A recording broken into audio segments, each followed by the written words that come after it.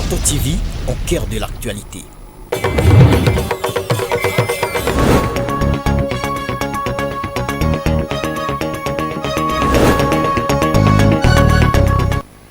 Mesdames, Messieurs, merci de suivre Moto TV. Il est temps pour nous de vous informer. Un milicien Maïmaï tué et 4 autres capturés, tel est le bilan des offensives entre un groupe de miliciens et les forces armées de la République démocratique du Congo le matin de ce mardi 23 août en ville de Butembo. Des assaillants ont mené une attaque simultanée dans les camps des FARDC au nord de la ville et à la base de la MONUSCO. Et dans la page éducation, publication des résultats des examens d'État, édition 2021-2022, les finalistes du secondaire dans les provinces du Nord Kivu 2, de la Chopo 2, le Tanganyika 2, le Chuapa 1 et ceux de l'Ituri 3 ont déjà accès à leurs résultats. Mesdames, Messieurs, ces quelques titres et tant d'autres vous seront développés dans un instant.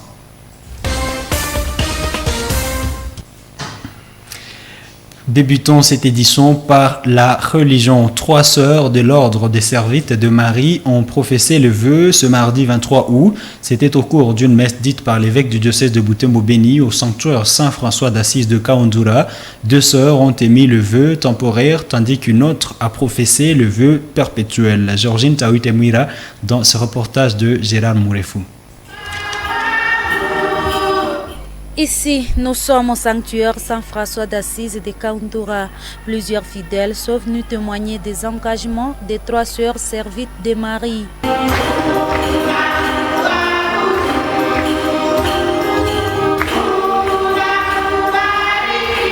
Commentant les lectures du jour, Monseigneur Sekoulipalu Melchisedek a prêché l'amour du prochain. L'ordinaire du lieu, à cette occasion, a appelé les élus du jour à cultiver l'amour dans leur communauté, dans leur famille et dans leur alentour.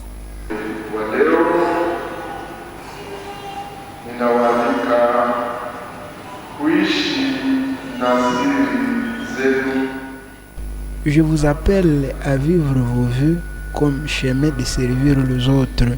Malgré les difficultés, souvenez-vous que vous n'êtes pas seul sur ce chemin. Dieu est avec vous et il sera tout le temps ensemble avec vous. Vous devez aussi sacrifier votre vie pour vos prochains comme Jésus-Christ l'a fait pour le monde.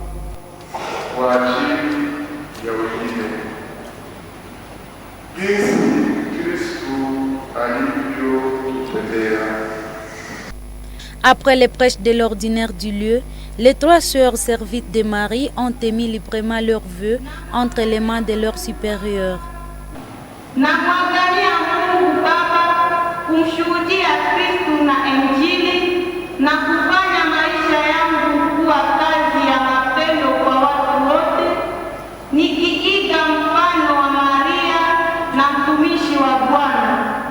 Au sortir de la messe, Moto TV s'est entretenu avec la révérende sœur Marie-Florence, désignée ce jour pour parler aux médias au nom de la supérieure.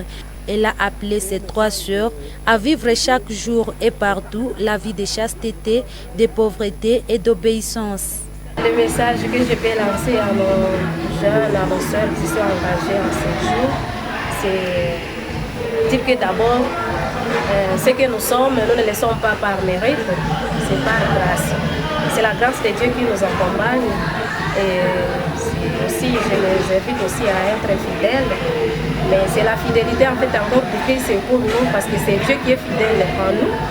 Et c'est cette fidélité du Christ aussi qui nous attire. Et donc nous essaierons nos fidélités dans la grande fidélité du Christ en fait. La congrégation de l'ordre des Servites de Marie existe dans 3 paroisses du diocèse de Butembo-Béni, à savoir la paroisse Notre-Dame d'Annonciation de Butahira, la paroisse Sainte-Croix de Kiabouiri et la paroisse Marie-Échelle du Paradis de Boutetsebaz.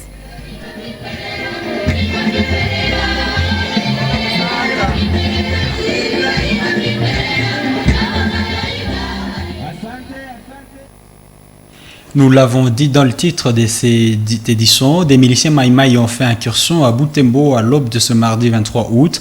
Ils ont mené une attaque simultanée qui a ciblé un camp à FARDC à Kiriva et dans la base de la MONUSCO. L'armée a réussi à neutraliser un assaillant d'entre eux et capturer 4 autres. Kraska Koko nous rend ces reportages de Mwanampenzi Mazekele. C'est dans ces camps de forces armées de la République démocratique du Congo, situé à côté du pont de Kangote, en ville de Butembo, où des miliciens Maïmaï ont mené une attaque. Des sources sur place renseignent que c'est autour de 4 heures que ces miliciens ont surgi dans cette nouvelle position militaire.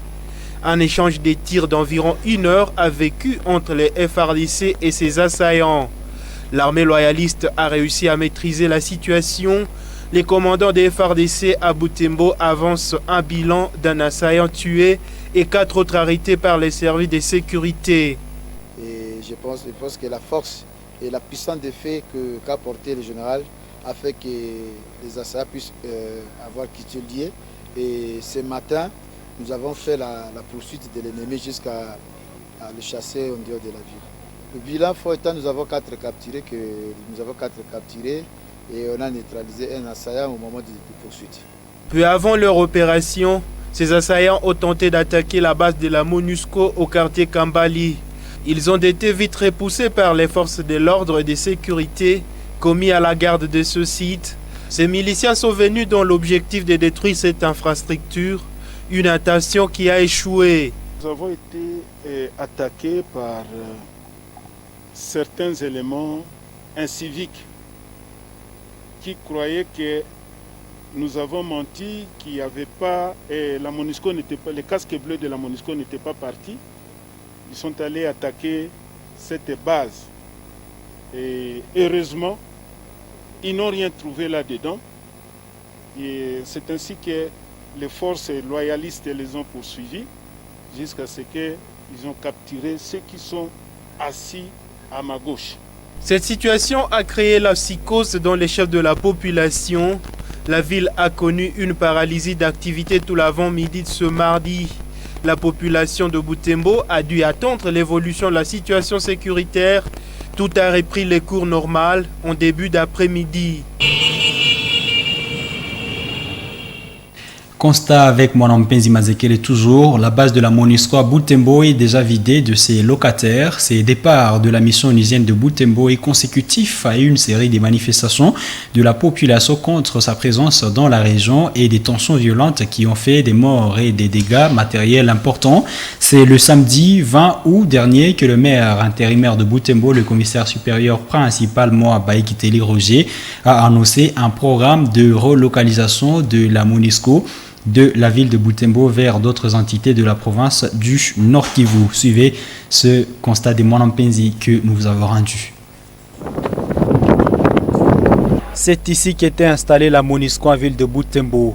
Nous sommes au quartier Kambali en cellule Cavitero. Les bureaux fonctionnaient de ces côtés.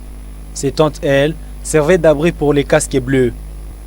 Ce lundi, tout est vide.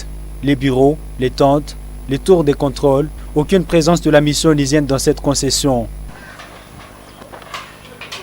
Sur place, Moto TV a rencontré le président de la coordination urbaine de la société civile, Force Vive de Butembo. Il est venu constater l'effectivité du processus de relocalisation de la MONUSCO annoncé par l'autorité urbaine. Il est assez satisfait de l'évolution du processus. Il demande au gouvernement congolais d'accélérer le mécanisme du retrait définitif de la MONUSCO du territoire congolais. Cette mission qu'il juge inefficace dans les efforts de stabilisation de la situation sécuritaire dans l'est de la RDC. C'est un sentiment de satisfaction et là nous félicitons toute la population qui s'est mobilisée comme un seul homme pour demander les retraits sans condition de ce contingent et le personnel de la MONUSCO basé à Butembo. Toutefois, ça c'est une première réussite, mais notre demande, nous voudrions qu'il se retire aussi dans le territoire de Beni comme le territoire de Lubero, pourquoi pas dans le Nord Kivu comme nous l'avons signifié dans les 4 coordinations de la société civile du Grand Nord. Le maire de Butembo se félicite de l'aboutissement sans incident de l'évacuation des agents de la MONUSCO et leurs biens. Le commissaire supérieur principal, Moabaï Kiteli, appelle la population au calme. Je vous confirme que les casques bleus qui étaient ici à Butembo sont réellement partis de Butembo. Au terme de sa mission à ville de Butembo, jeudi 18 août dernier, le gouverneur du Nord Kivu, le lieutenant-général Constantin Makongba, avait annoncé à la presse le retrait de la MONUSCO de la ville de Butembo dans un bref délai. Ce délai qui impatientait les groupes de pression et différentes organisations de la société civile n'aura été que de quelques jours.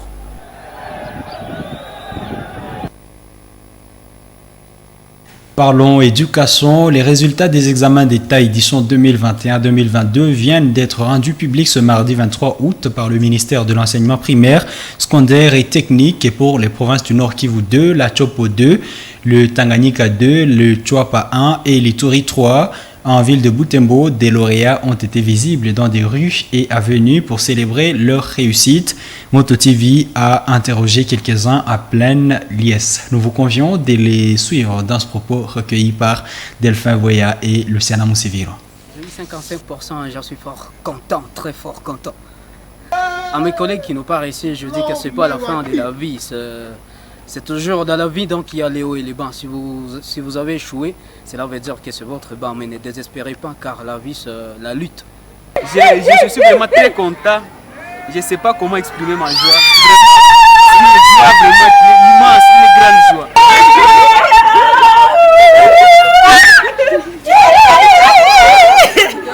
Très bien, vraiment.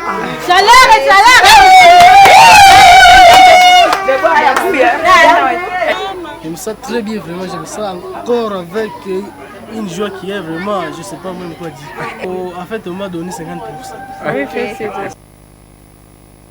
En santé, résurgence de la maladie à virus Ebola dans la zone de santé de Béni, le ministre national de la Santé a déclaré la 15e réapparition de cette épidémie en RDC. Le médecin de la zone de santé compte sur l'expertise des anciennes épidémies pour mettre fin à cette situation. Au cours d'une réunion d'urgence avec les équipes médicales, le maire de Béni a insisté sur les respects de mesures d'hygiène. Correspondance depuis Béniville de Delphin Mupanda. L'épidémie d'Ebola est déclarée après analyse d'un échantillon sur un dessin par les laboratoires de l'Institut national de recherche biomédicale INRB dont le cancer révélé positif. Le résultat de ce cassage prouve qu'il s'agit d'un cas lié à ceux de la 10e épidémie dans la zone de santé de Béni. D'après Dr Michel Tossalissana, médecin-chef de zone, au moins 179 contacts ont été listés dans l'aire de santé de Butanuka.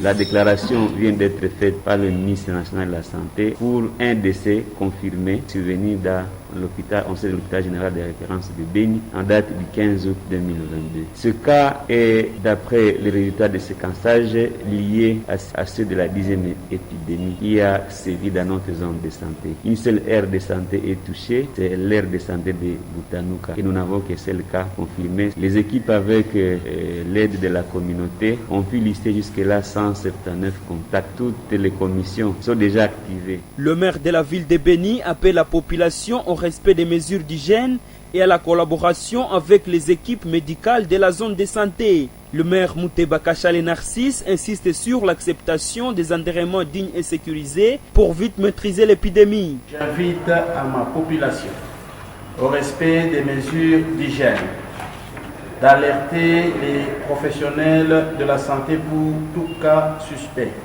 et orienter le malade vers les structures de soins appropriées, de recevoir les équipes de la santé et leur faciliter le travail, d'accepter les enterrements dignes et sécurisés. Les autorités comptent sur l'expertise des 14 précédentes épidémies qu'a déjà connu la RDC. La riposte contre cette maladie devrait être facilitée par le traitement et vaccins déjà mis sur les points. La zone de santé de Béni est l'un des importants foyers d'Ebola. La maladie est apparue 3 fois dans cette zone depuis 2018.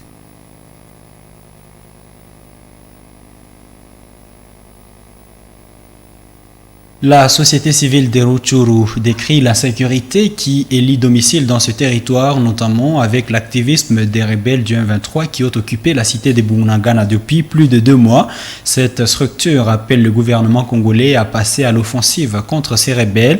Recommandation formulée à l'issue d'une assise avec le gouverneur du Nord Kivu à Kiwanja, un territoire de Rutshuru. C'était le lundi 22 août dernier. Dans un mémorandum lu et remis à l'exécutif provincial, la société civile recommande des enquêtes sur les crimes commis par les M23 sur le territoire congolais. Suivez les propos de son rapporteur dans ces éléments que on vient de nous signaler ne sont pas avec nous. Parlons sport à présent, préparatif du CHAN Algérie 2023, la RDC affûte déjà ses armes. Ce mardi, il y a eu 3e séance d'entraînement des léopards locaux. Cette séance a été conduite par les sélectionneurs Otis Ngoma. Les léopards se disent déterminés à tout donner pour assimiler les consignes de l'entraîneur en vue de décrocher la qualification lors des 2 prochains matchs qui opposeront la RDC face au Tchad. Le dimanche d'abord, le 28 août, pour les matchs allés à Yaoundé au Cameroun et le match retour à Kinshasa le 4 septembre prochain. Suivez quelques joueurs congolais dans ce propos recueilli par la cellule de la communication du ministère de Sport. Tous les joueurs de ma club n'ont pas en préparation. Tous les joueurs sont préparés. Aujourd'hui, nous nous sommes affrontés entre nous et nous avons senti que c'était important car on s'est entraîné de manière intense. La pression était bonne et on espère que les jours à venir seront déterminants. Nous sommes prêts, tous en tout cas, pour affronter le Tchad. Aucune inquiétude car l'équipe est bonne.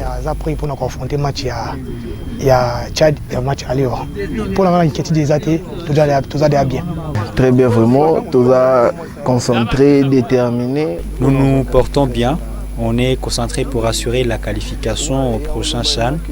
Nous nous sommes conscientisés même avant que les coachs ne nous les rappellent. Tel que nous sommes ici, tous nos esprits sont sur ce match du 28 et des 4 septembre. Nous ne sommes pas ici pour blaguer, ni pour des aventures non plus. Nous sommes dans l'obligation de nous améliorer avant ce match. Il nous faudra plus d'intensité et le soutien de nos dirigeants. Nous sommes obligés d'améliorer vraiment fort pour le 28 et puis le 24. Il y a vraiment l'intensité à haut niveau. Et puis le reste est aussi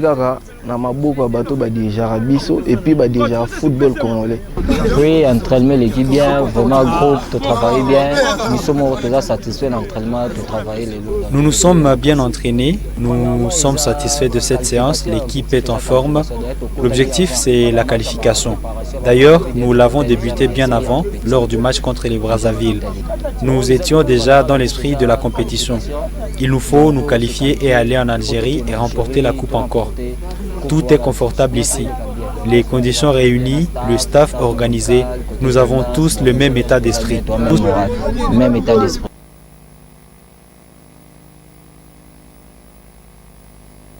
Mesdames, Messieurs, c'est l'élément qui nous conduit à la fin de ce journal sur Moto TV. Merci à vous qui l'avez regardé. Portez-vous bien.